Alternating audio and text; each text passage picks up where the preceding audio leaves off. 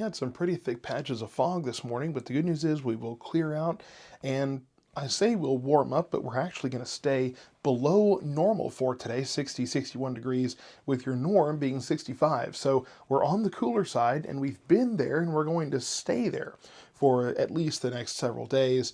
And overnight tonight, we're in the low 40s, but again, 43 is your norm, and we're looking 40 to 41, closer to normal, but still, that's on the cooler side. So these El Nino impacts we've been looking at of keeping things a little bit on the cooler side, so far that has held true, and we do have some rain in the forecast as well.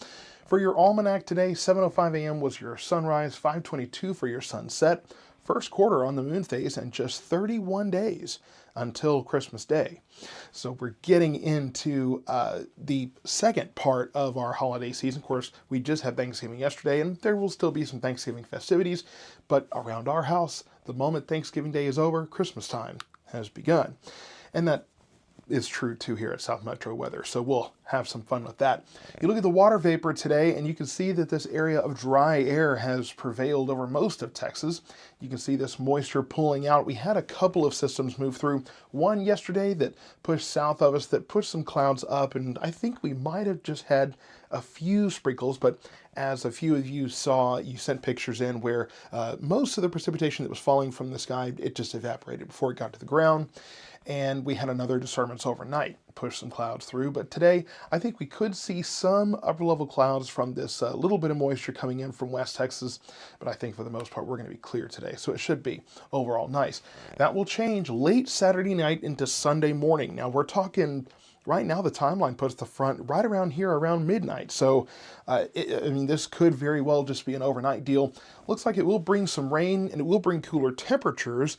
Now, the cooler temperatures won't be immediate. We will only get down to the 40s overnight Saturday night, but then Sunday we only warm up into the 50s. So it will take time for that cooler air to tag along and kind of set in.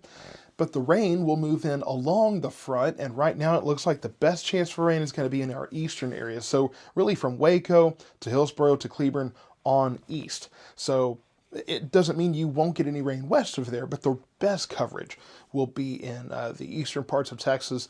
And I don't expect this to be a washout. I don't think we're going to get any high amounts of rain, but I think it'll be decent coverage of some light to maybe steady rain. Not expecting storms. We could see a clap of thunder or two, but I'm really not expecting much from that.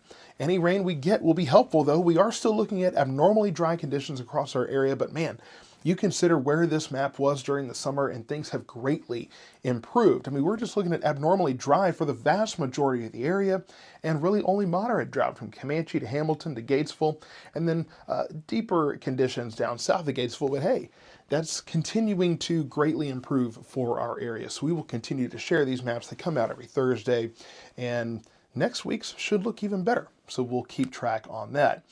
So we're looking at 60 degrees today, again 60, 61 across the area, mostly sunny. If we do see any clouds, I think there'll just be a few high-level clouds coming in from West Texas.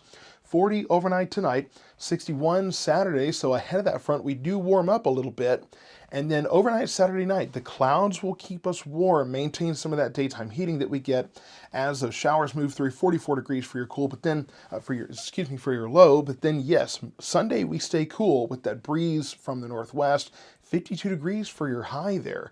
So the cool air will take a little bit to filter in, but once it does, Sunday will be a cool day. And then yes, Sunday night we could be looking at a freeze across the area. I think it's going to be a light freeze. I don't think any of us drop into the 20s. If you do, it's going to be very isolated, mostly low 30s. Monday, we're in the low 50s again. Monday night could be looking at another light freeze, perhaps a few degrees higher there, maybe 1-2 degrees higher, but 1-2 degrees is all it takes to get above freezing. So Monday night, just be prepared for maybe another light freeze across the area. And then getting into midweek next week, 56 for your high on Tuesday, we start warming up.